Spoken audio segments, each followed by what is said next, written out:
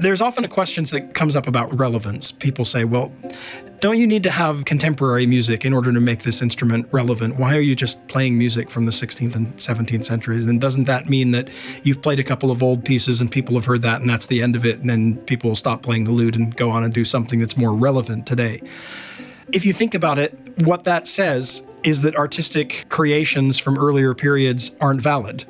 And of course, we know that's not the case. Otherwise, people wouldn't go to Europe to look at the magnificent buildings, go to art galleries to look at paintings by 16th century painters. Yes, every era has to have expressions of its own times and the life experience of today.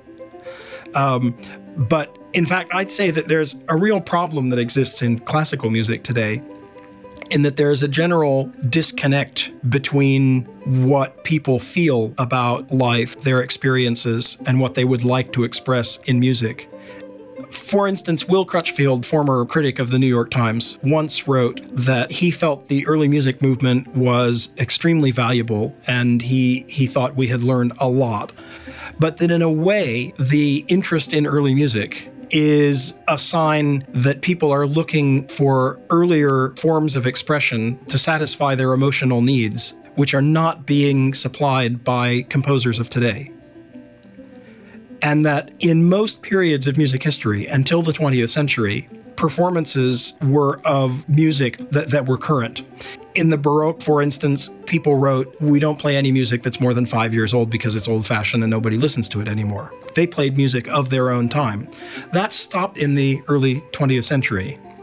And Will Crutchfield's point in this article is that the fact that not very many people feel an affinity for the music of our own time means that people have been forced to look for earlier repertoire in order to satisfy their musical needs. And that in the process, we've had this wonderful revelation of all of the magnificent music of the past by composers no one had ever heard of.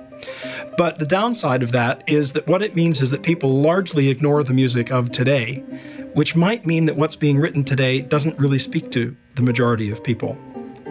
And I think that's a problem. Because if there's a disconnect between the public and composers, then the composers are not representing and not fulfilling the needs of the public.